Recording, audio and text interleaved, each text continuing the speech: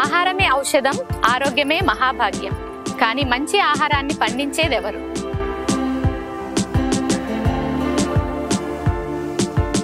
రసాయన వ్యవసాయానికి స్వస్తి పలుకుదాం, సేంద్రియ వ్యవసాయానికి పునాదులు వేద్దాం. సేంద్రియ వ్యవసాయ పద్ధతులు తెలుసుకోవాలనుకుంటున్నారా? రసాయన వ్యవసాయానికి ధీటుగా దిగుబడులు సాధించాలనుకుంటున్నారా? మీకోసం నా యొక్క సేంద్రియ వ్యవసాయ అనుభవాలన్నిటినీ మీ ముందుకు తీసుకొస్తున్నాను. Welcome to Sunandanam natural farms. అయితే ముఖ్యంగా నేనేం చెప్తాను అంటే, మనం పంట వేసే ముందు మన భూమిని బాగా బలంగా తయారు చేసుకోవాలి. మన మట్టిని అంటే ఇప్పుడు మనకు అందరూ అంటారు, అరే నీకు ఇప్పుడు కరోనా టైంలో ఎంతమంది పెద్ద పెద్ద వాళ్ళు ఎంత డబ్బులు ఖర్చు పెట్టినా కరోనా వచ్చినప్పుడు చాలా మంది చనిపోయినారు. కష్టపడి పనిచేసే వాళ్ళు, గాలికి తిరిగేటోళ్ళు, వాళ్ళందరూ అంటే ఇమ్యూనిటీ పవర్, రెసిస్టెంట్ పవర్ ఎవరికైతే ఉందో వాళ్ళు తట్టుకోగలిగినారు. అట్లనే మనం భూమిలో బలం ఉన్నప్పుడు మొక్కలు కూడా అంతే. రోగం వచ్చినా గానీ అవి తట్టుకోగలవు, ఏదైనా పెస్ట్ వచ్చినా గానీ తట్టుకోగలవు అని నేను చెప్తా ఉన్నా. అంతకన్నా ఎక్కువ లేదు చెప్పాలి అంటే. కాబట్టి మట్టిని బలంగా ఏ పంట వేసినా ఫస్ట్ మొదటిగా భూమిని, మన మట్టిని బలంగా చేసుకోవాలి. ఆ మట్టిని మనం బలంగా ఎన్ని విధాలుగా చేసుకోవచ్చు ఏంటి, తర్వాత మొక్క పెట్టేటప్పుడు, విత్తనం నాటేటప్పుడు, మొక్క నాటేటప్పుడు ఇప్పుడు ఉన్నటువంటి పరిస్థితుల్లో బ్యాక్టీరియా తెగుళ్ళు, ఫంగస్ తెగుళ్ళు చాలా వచ్చేస్తాయి. తెలియకుండానే ఉన్నట్టుండి మొక్క చనిపోతుంది. ఏమైందంటే మేడం తెలీదు, ఇవి ఉన్నట్టుండి ఒక్కొక్క మొక్క అన్ని చచ్చిపోతున్నాయి అంటున్నారు. విల్ట్ అనేది వచ్చేసింది. ఎందుకంటే భూమిలో మంచి ఫంగస్ ఉంటది. దానివల్ల ఈ యొక్క డిసీజెస్ రాకుండా వేరుకు ఎటువంటి హాని చేసేటువంటి వాటిని మంచి ఫంగస్ చంపేస్తా ఉంటుంది. కానీ ఇప్పుడు ఉన్నటువంటి పరిస్థితుల్లో మట్టిలో అలాంటి మంచి ఫంగస్లు, మంచి బ్యాక్టీరియాలు లేవు. ఎందుకంటే వాటికి కావాల్సినటువంటి అట్మాస్ఫియర్ మనం కల్పించట్లేదు.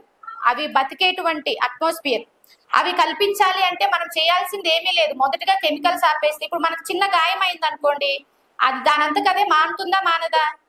మళ్ళా కొత్త చర్మం వస్తుంది కదా. అట్లనే కెమికల్స్ మనం ఆపేస్తే దాంట్లో లోపలికి వెళ్ళిపోయిన సూక్ష్మజీవులు, దాంట్లో లేనివి కూడా అవే మళ్ళీ రీజనరేట్ అవుతాయి, మళ్ళీ అవి పుడతాయి, మళ్ళీ పైకి వస్తాయి. మన మట్టి కూడా మళ్ళీ మంచిగా అవుతుంది. చేయాల్సింది ఏంటి, మొదటిగా మట్టికి అట్లీస్ట్ మీరు ఇప్పుడు ఒకేసారి కెమికల్స్ ఆపేయండి అంటే ఆపేస్తారో ఆపేయలేరో మరి నాకైతే తెలీదు.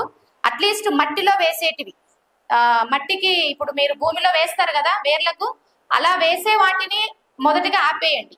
పైన వచ్చే వాటికి ఇప్పుడు స్ప్రే చేసేవి వెంటనే ఆపేయమంటే మీకు కొంచెం కష్టం ప్లస్ అర్థం కూడా కాదు. అలాంటివి మెల్లగా ఆపుకుంటూ వెళ్తే మీరు సక్సెస్ అయినట్లే. అందుకే ఏంటిది అంటే మొదటిగా మట్టిలో వేసేటువంటి కెమికల్స్ మీరు ఆపేసి సేంద్రియ పదార్థాలు, దానికి మళ్ళీ ఇప్పుడు చాలా ఉన్నాయి విధానాలు. మేము ఏమేం చేస్తాం ఏంటి ప్రతి ఒక్కటి మీకు చెప్తాను. మొదటిగా మేము ఎరువు వేసుకుంటాం దున్నినప్పుడు, మళ్ళీ పచ్చిరొట్టె ఎరువు వేసుకుంటాము. పచ్చిరొట్టె ఎరువు వేసి దున్నేసినాక మళ్ళీ ఎరువు కూడా వేసుకుంటాం. ఎందుకంటే భూమిలో ఎక్కువ కర్బన శాతం, ఇప్పుడు ఈసారి వచ్చారు తను చెప్పారు మాది బాగా సౌడు భూమి, ఆల్కలైన్ అంటే pH వాళ్ళది 8.6 ఉండేనంట. ఇప్పుడు ఒక సంవత్సరంలోనే వాళ్ళది నార్మల్ pH 2 years లో వాళ్ళ pH లెవెల్ ఇప్పుడు నార్మల్ న్యూట్రల్ pH 7కి వచ్చింది, 7.3కి వచ్చింది, 7.3కి వచ్చింది. అట్లా రావడానికి ఏం చేశారు అంటే, భూమిలో సార్ చెప్పింది నా ఆలోచన ఒకటే, భూమిలో సేంద్రియ పదార్థాన్ని పెంచితే ఆటోమేటిక్ గా అది బేసిక్ అన్నది న్యూట్రల్ కి వచ్చేస్తుంది. ఆల్కలైనిటీ అంటే మీకు మన భాషలో సౌడు భూమి అంటాం కదా, ఆ సౌడు భూమి అన్నది నార్మల్ భూమి, మంచి భూమిగా అవుతుంది. దానికి ఏం కావాలి, ఏమి ఇచ్చారు సార్ అంటే అదే చెప్తున్నారు, మేము సేంద్రియ పదార్థం ఎరువులు ఎక్కువ వేసుకున్నాము అని. అట్లా చేసుకుంటే అంటే భూమి కూడా మనుషుల్లాగానే అది కూడా, దానికి ప్రాణం ఉంది, మట్టికి కూడా ప్రాణం ఉంది. మనకి ఎట్లయితే గాయం అయితే తిరిగి మానిపోయి మళ్ళీ మంచి కొత్త చర్మం వస్తుందో అది కూడా అంతే. మొదటిగా మనం కెమికల్స్ వేయడం ఆపి ఆ యొక్క మట్టిలో ఉన్న సూక్ష్మజీవులకి కావాల్సిన ఆహారాన్ని, వాటికి ఆహారం ఏంటి, వాటికి ఆహారం కుళ్ళిన ఆకులు, ఇవంతా సేంద్రియ పదార్థం, ఎరువులు అవంతా ఎంత నీకు ఈ యొక్క వ్యర్థాలు ఉంటాయో పంట వ్యర్థాలు అవన్నీ దానికి అంత మంచిది. ఎరువులు అవన్నీ, ఇప్పుడు ఎరువులు అంటే పశువుల ఎరువులు, కోళ్ల ఎరువులు, కానీ అవి అట్లనే వేసేసుకుంటే కూడా మళ్ళీ మనకు పురుగు ఉధృతి అన్నది పెరుగుతుంది, వేరుకుళ్ళు అవన్నీ వస్తాయి. వాటిని ఎట్లా వేసుకోవాలి ఏంటి అని అక్కడ ఎరువు దగ్గర మీకు చూపించి చెప్పడం జరిగింది. మళ్ళీ తర్వాత ఏంటిది, మనం ఇప్పుడు పొలాల్లో అందరం గడ్డి మందులు కొడుతున్నాం. అట్లీస్ట్ మీరు పవర్ వీడరు, పవర్ టిల్లరు క్రమబద్ధమైన సాళ్ళ పద్ధతిలో వేసుకుంటే సాలుకు మధ్యలో వచ్చేటువంటి గడ్డిని మీరు ఆ విధంగా దున్నుకోవచ్చు. కొంచెం కొద్ది గొప్ప మొక్కల మధ్య ఉన్న దాన్ని కొద్ది మంది అంటే లేబర్ తో లేదా వర్కర్స్ తో అది తీయించుకోవచ్చు. అది ఈజీనే అవుతుంది. గడ్డి మందు కొట్టినప్పుడు ఆ గడ్డికి అసలు ఆ గడ్డి వేర్లతో సహా చచ్చిపోతుంది. అది చచ్చిపోవడమే కాకుండా ఆ గడ్డికి అంటి పెట్టుకున్న, ఆ వేర్లకు అంటి పెట్టుకున్న సూక్ష్మజీవులు దాని పక్కన, దాంతో పాటు మన ప్రధాన పంటకు వేర్లకు అంటి పెట్టుకొని ఉన్న సూక్ష్మజీవులు కూడా చచ్చిపోతాయి. అప్పుడు మన పంట బలం లేనిదిగా అయిపోతుంది. మీరు గమనించినచ్చు, గడ్డి మందు కొట్టినప్పుడు పంట కొన్ని రోజుల వరకు మంది పెరగడం ఆగిపోతుంది. మళ్ళా అది తిరిగి పెరగాలంటే అంటే స్ట్రెస్ కు గురవుతుంది అది కూడా. అందుకోసం ఏం చెప్తానంటే, మొదటిగా గడ్డి మందు కష్టంగానే ఉంటది అందరికి. మేము ఇక్కడ ఏం చేసాం, గడ్డి మందు కొట్టము, కలుపు సమస్య కాబట్టి మేము మల్చింగ్ చేసుకున్నాం. అట్లా మరి ఇంత చేసుకోవాలా, ఖర్చు ఎక్కువ కదా అంటే మరి మనం గడ్డి మందుకు మీకు ఖర్చు తక్కువ వస్తుంది. కానీ మన పంట గురించి మన భూమిని మన పిల్లలకు మళ్ళీ తిరిగి మంచి భూమిని ఇవ్వాలి. మీ తాతలు లేక మీ నాన్నలు మీకు మంచి భూమిని ఇచ్చారు, మీరు ఇవ్వాల్సింది బిల్డింగ్లు బంగ్లాలు ఇస్తారు, అవి ఇంపార్టెంటే. కానీ దానికన్నా ముఖ్యము ఎప్పుడు అందరికీ ఆహారాన్ని ఇచ్చేది భూతల్లి భూమాత. దాని నుంచి కాకుండా మనం ఆహారాన్ని ఎక్కడి నుంచి తీసుకురాగలం? మనమైతే తయారు చేయలేం కదా ఇంకా దేని నుంచి. మట్టే మనకు ఆధారం.